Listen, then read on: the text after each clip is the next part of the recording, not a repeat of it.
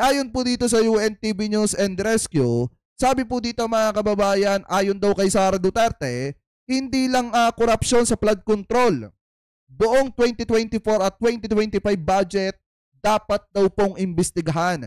Ani po ni Sara Duterte kasi parang suportado niya yung lifestyle check ng presidente na sinasabi doon sa mga sangkot sa maanumalyang flood control project at yung ginagawang investigasyon ngayon sa issue ng mga flood control. So ngayon mga kababayan, ito pakinggan po natin. Kung seryoso talaga sila, and si BBM alam niya yan kasi governor siya dati, mayor ako dati. Alam nating lahat kung ano yung anomalya, ano yung corruption sa budget ng gobyerno, sa projects ng gobyerno. Saan lahat ang investigasyon? Dapat papanagutin ang mga public official maging ang mga contractor ng ghost at substandard projects sa flood control.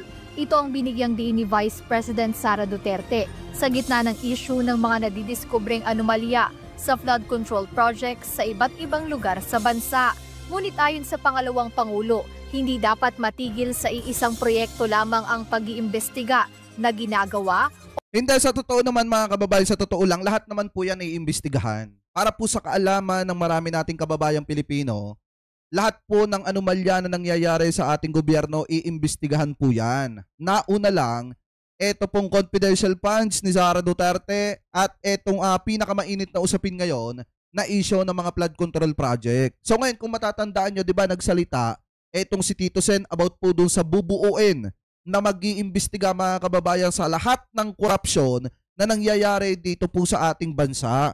So ngayon, pag yun po ay nabuo na, nakalusot sa Kamara, nakalusot sa Senate, na isabatas na, may departamento ng ganon, na talagang mag-uusig mga kababayan at mag-iimbestiga sa nangyayaring korupsyon dito po sa ating bansa, hindi lamang po flood control, yung possible na tamaan ng investigasyong gagawin ng independent body na yon. Kung hindi, yung iba pa mga nangyayaring korupsyon dito sa ating bansa, lahat po yan tatamaan at masasagasaan nung independent body na yon na tinutukoy ni Tito Sen. So ngayon, pinag-uusapan pa lang, binubuo pa lang yung independent body na yon, pero pag nabuo na yon, siguro naman, lahat ng nangyayaring issue ng korupsyon dito sa ating bansa, tatamaan lahat yan. O gagawin pa ng kasalukuyang administrasyon.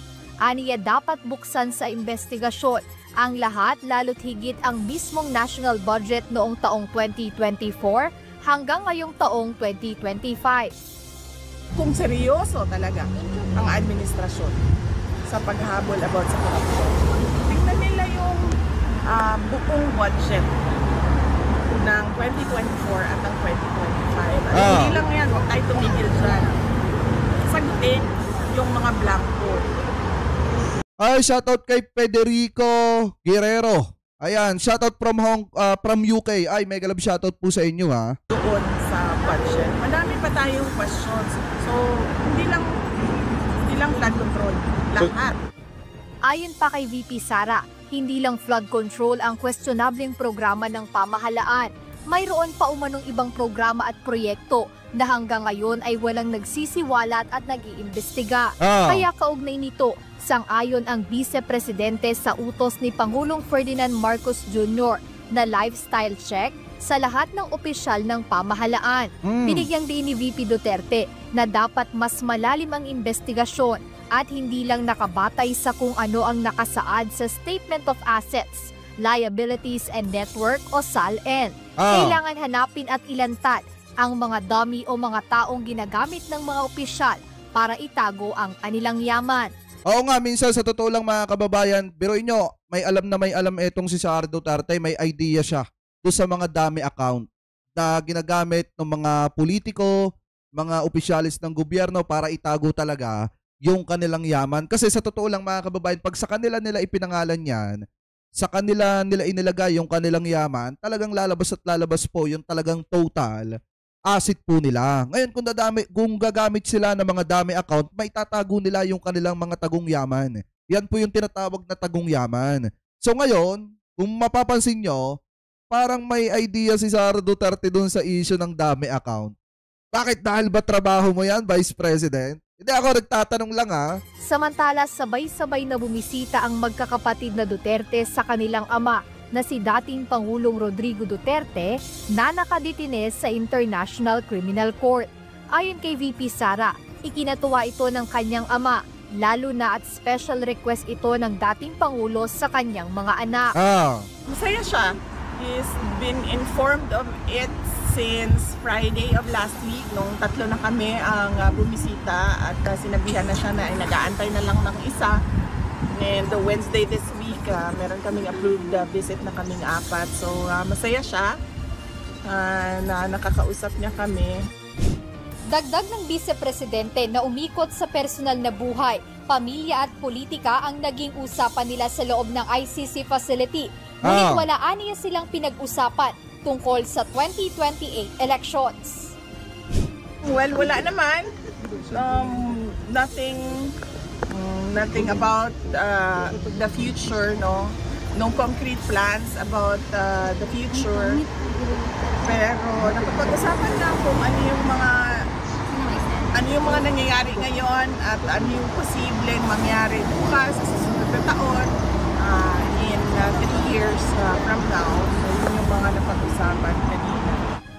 Bukod dito, wala ring idinetalye si VP Duterte kaugnay ng nakatakdang confirmation of charges hearing ni FPRRD. Oo nga pala mga kababayan, no? Biruin nyo, sa tinagat-tagal ng buwan na nananatili, itong si dating Pangulong Duterte dyan sa dahig, biruin nyo, malapit na nga pala yung kanyang first hearing. Dyan mga kababayan sa ICC, sa International Criminal Court. Ang pagkakalam ko parang September 23 yung kanyang first hearing mga kababayan. So ilang araw na lamang, sasalang na ulit itong si dating Pangulong Duterte. Biruin nyo, no? Ang bilis ng araw. Sa September 23 ngayong taon. Ngunit nauna nang inihayag ni Atty. Nicholas Kaufman, lead counsel ni dating Pangulong Duterte, na handa na sila para sa nasabing hearing ng dating Pangulo sa ICC sa darating na Setyembre. Jed Neresina, UNTV News and Rescue. Diyos ang aming sandigan, serbisyo publiko ang aming pinahahalagahan.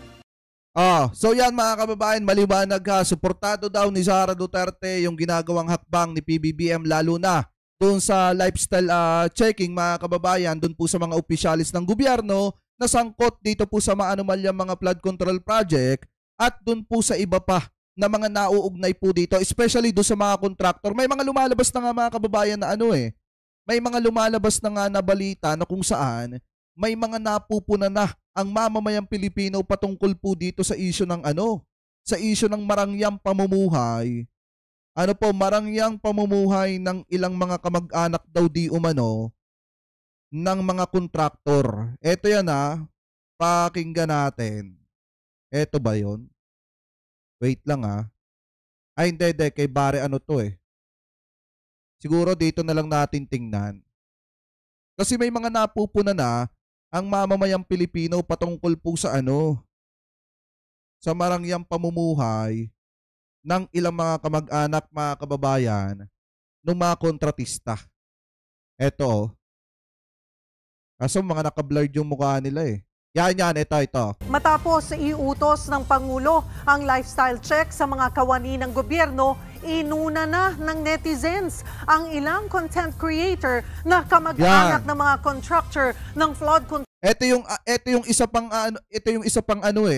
yung isa pang nagiging problema mga kababayan at sakit sa ulo ng mga kontratista na nabisto ni PBBM.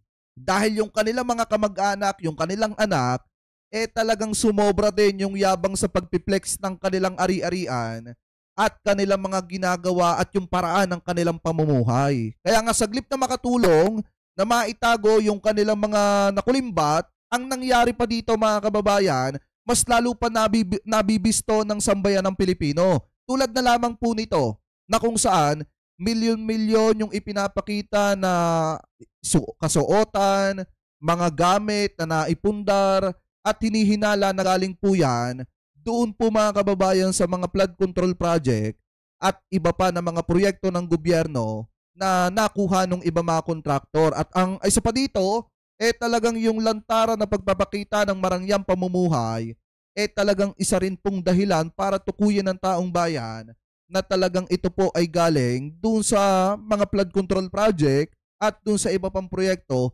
ng ating gobyerno. Dahil nga kamag-anak ng mga kontratista, itong mga ito at mga malalapit pa dun po sa mga kontratista. Anyway, tuloy pa natin. Control project sa bansa. Binabalandra raw kasi nila ang marangyang pamumuhay habang problemado ang mga Pilipino sa paulit-ulit na baha. Nasa frontline ng balitang yan, si Gio Robles. Naka-private plane, kaliwat ka ng bakasyon sa Europa at iba't ibang bansa at luxury shopping spree na umaabot sa milyon-milyong piso. Ganyan ang buhay ng ilang anak at kaanak ng contractors ng flood control projects. Grabe no? Inungkat ng netizens ang marangyang pamumuhay nila habang ang maraming Pilipino paulit-ulit nalulubog sa baha. Ang content creator na ito, anak ng kontraktor na kabilang sa top 15 contractors na may pinakamaraming flood control project sa bansa. Tsuhin at kapatid niya, mga kongresista. Pinapakita niya sa kanyang vlogs at social media na deleted na ngayon ang travel abroad, pati ang outfits niya. Yan yung sinasabi mga kababayan na flex now, pakita yung marangyang pamumuhay, pakita yung mga naipundar, pakita yung mga luho, tapos delete letter. Later mga kababayan. So ibig sabihin, flex ka ngayon, delete mo mamaya. Dahil nga nagkakabuking na at nakikita kung gaano karangya yung pamumuhay ng isang anak or kamag-anak or kaanak nito pong isang kongresista na may kaugnayan sa mga kontratista, mga kababayan, or di kaya naman anak ng isang kontraktor ng mga flood control project. So alam nyo, sa totoo lang, dapat yung iba nahihiya kayo eh. Bakit yung iba nagpiplex na ganyan na may mga kamag-anak na mga kontratista? Hindi nyo ba alam na sa bawat bili ninyo ng milyones, na isang bag na nagkakahalaga ng milyones mga kababayan, pawis at luha at dugo ng mamamayang Pilipino ay nakasalalay dyan. Lalo na yung mga nawala ng kaanak tuwing magkakaroon ng matinding pagbaha or matinding sakuna dito po sa ating bansa. Di ba kayo naaawa dun sa taong bayan? Oo nga, marangya nga yung pamumuhay ninyo, pero marami naman ang nagdusa at naghirap dahil dyan sa perang kinurap para lang maibigay yung mga luho ninyo. Na milyon-milyong piso ang halaga. Ang suot niyang relo sa larawang ito nagkakahalaga lang naman ng 2.5 million pesos. At ang bag, 2.3 million pesos. Pati boyfriend ng naturang content creator na yan may koneksyon din sa kontraktor ng flood control projects. Anak siya ng isa sa mga kontraktor na may pinakamarami ring nakuhang flood control projects. Sinilip din ng netizens ang buhay ng isa pang vlogger. Panay travel at shopping haul din siya. Ang tatay niya, may-ari umano ng kumpanya na nasa likod ng bilyon-bilyong pisong flood control project sa Central Luzon. Grabe, no? Habang lubog sa baha ang marami, lumulutang ang karangyaan ng kaanak ng mga kontraktor at ilang kongresista. Ang tanong ng taong bayan, tama ba ang pagparada ng yaman habang naghihirap ang sambayanan? Kinumpina ng isang youth watchdog movement na Good Gov PH ang marangyang pamumuhay ng mga kaanak ng mga kontratistang ito. Nakalulungkot isipin na nakikita natin na maraming mga anak or kamag-anak ng mga politiko yung pinaglalandakan yung mga luho nila sa social media na talagang nakaagaw ng atensyon sa publiko. So sabi nga po, 'di ba, sa Republic Act number 6713, they are not indulged in extravagant or ostentatious display of wealth in any form. Patuloy naming kinukunan ng pahayag ang mga kongresista at mga content creator na sangkot sa issue na unang ipinag-utos ni Pangulong Bongbong Marcos ang lifestyle check sa mga opisyal at kawani ng gobyerno. Eto ang problema mga kababayan. Hindi na po kasi mga taga-gobyerno yung mismong nagla-lifestyle check doon sa mga kaanak ng mga kontratista at mga kamag-anak ng mga politiko. Kung hindi sino mga kababayan, kayo na mismo, taong bayan na mismo ang naghahanap at humahunting doon sa mga kamag-anak ng mga kontratista at mga sangkot na politiko dito po sa issue ng flood control.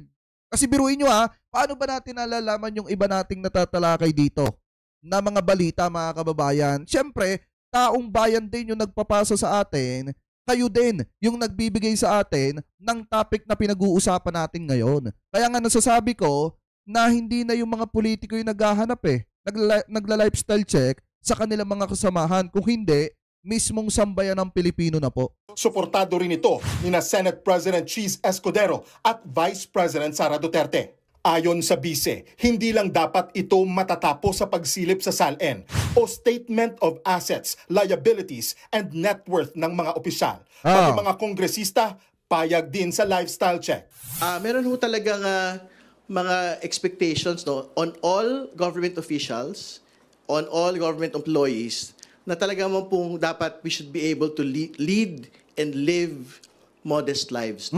So I think very important po yun na hindi lang ho mag-target, for example, on DPWH, but on each and every agency and on each and every political branch of government. Pero para kay ACT Teachers Party List Representative Antonio Tino, dapat si Pangulong Marcos muna ang sumalang sa lifestyle check. Ang hamon natin kay Pangulong Marcos ay pangunahan niya ang lifestyle checks sa sarili niya at sa kanyang pamilya. Wala pang pahayag dyan. Alam niyo mga kababayan, bago pa sinabi yan, di ba bago pa sinabi ng nitong congressman na ito, ni Representative Tenio, ito pong kanyang sinasabi na dapat pangunahan po ni PBBM yan. Kung matatandaan nyo, di ba nung panahon na pinag-uusapan, yung pagpapakita ng mga bangko nila sa publiko, maliwanag naman po na sinabi ni PBBM na willing ang presidente mga kababayan na ipakita yung kanyang bangko sa publiko. Di ba willing isa publiko para makita ng taong bayan kung siya ba ay corrupt or hindi. So ngayon, hindi naman dinalalayo dyan na etong sinasabi nila at panawagan nila na ang presidente ang dapat maging ehemplo dito po sa lifestyle checking na ito. Dahil nga unang-una, alam naman po natin mga kababayan na si PBBM talagang suportado etong kanyang order na ito na lifestyle checking. And then ako naniniwala ako na yan ay papangunahan ng presidente. Ano po, naniniwala ako na mismong si PBBM ang mangunguna po dyan. Dahil yan po ay utos po niya mismo. Ano po, anyway, tuloy pa natin. Ang Malacanang, nagbabalita mula sa frontline. Gio Robles, News 5. Ayan.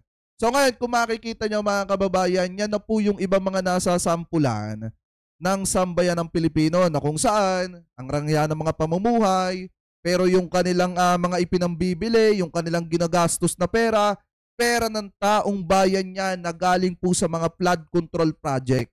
So ngayon, para sa akin mga kababayan, in my personal opinion, sana maging aral ito sa lahat.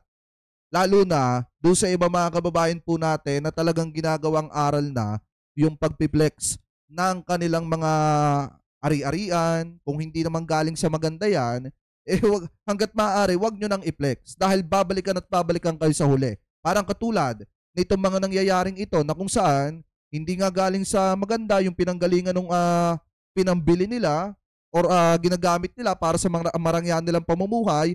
Kaya ngayon, sinisingil sila ng sambayan ng Pilipino. So kayo, mga kababayan, kung kayo po ang tatanungin, ano po ang masasabi ninyo hingil po dito sa mga topic na ito na tinalakay po natin